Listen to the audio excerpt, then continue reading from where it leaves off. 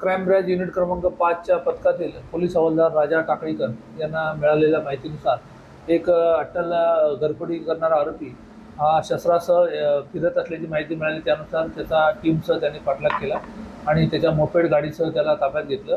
त्याची झडती घेतली असता त्याच्या मोपेड गाडीमध्ये एक कोयता, आर्म्स ॲक्ट मध्ये जो प्रतिबंधक आहे असा एक कोयता आणि काही सोन्याचे आणि चांदीचे दागिने त्याच्याकडे मिळून आले। त्याच्याकडून ते जप्त करण्यात आल्यानंतर कसून चौकशी केली असता त्यांनी पोलीस स्टेशन पारडी या ठिकाणी एक घरफोडीच्या गुन्ह्यामधील ते मुद्देमाल चोरून नेल्याची त्याच्याकडून माहिती मिळाली। त्यानुसार काही सोनं त्यांनी काही सोनारांना विकल्याची माहिती मिळाली। त्यानुसार आम्ही अधिक तपास करून त्यातील 2 सोनारांकडून सोने आणि चांदीचे जे दागिने होते ते आम्ही हस्तगत केले आणि अशा प्रकारे एक मोटरसायकल, एक मोपेड गाडी, एक कोयता आणि सोने चांदीचे दागिने असे मिळून एकूण 3,48,440 रुपयाचा मुद्देमाल आम्ही हस्तगत केला।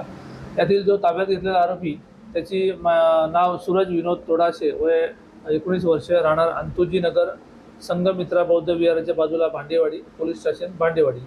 आणि या गुन्ह्यामधील आम्ही फुटेज चेक केलं असं यामध्ये याचा अजून एक साथीदार जो रेकॉर्डवरील सराईत गुन्हेगार आहे, इरफान शमशाद अन्सारी, राहणार आंबेनगर, भांडेवाडी, हा यामध्ये फरार आरोपी आहे आणि हा एका आरोपीला आम्ही अटक केली आहे आणि अजून फरार आरोपीचा आम्ही शोध घेत आहोत।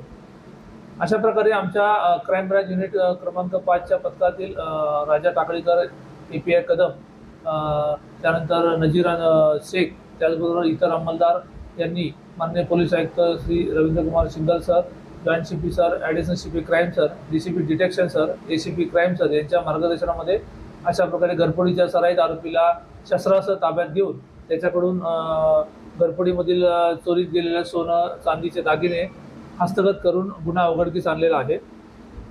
याद्वारे आम्ही नागरिकांना आवाहन करतो की नागपूर शहरामध्ये सध्या उन्हाळ्याच्या सुट्टीमध्ये बरेचसे लोक आपल्या नातेवाईकांकडे लग्नासाठी किंवा समारंभासाठी किंवा सुट्टीसाठी फिरण्यासाठी बाहेर पडत आहेत। त्यामुळे याचा फायदा घेऊन बरेचसे घरफोडी करणारे सराईत आरोपी अशा बंद घरामध्ये घुसून घरफोडी करून सोने चांदीचे दागिने किंवा नगदी पैसे चोरून नेण्याचा प्रयत्न करत आहेत आणि त्यामुळे त्यांना यश मिळत आहे। याद्वारे नागरिकांना आम्ही आवाहन करतो की आपण ज्यावेळी आपल्या घरातून कुठे बाहेर कार्यक्रमानिमित्त किंवा लग्न समारंभानिमित्त किंवा फिरण्यासाठी बाहेर जाणार असाल तर आपल्या घरामध्ये कोणत्याही प्रकारचे नगदी पैसे किंवा सोने चांदीचे दागिने आपण ठेवू नये। बँकेत एखादं लॉकर उघडावं आणि त्या लॉकरमध्ये अशा प्रकारचे सोनं चांदीचे दागिने किंवा नगदी पैसे आपण जमा करून ठेवावे, जेणेकरून अशा प्रकारे घरफोडी करणाऱ्या सराईत आरोपींना हे संपादन होणार नाही आणि आपली मौल्यवान वस्तू ही सुरक्षित राहील।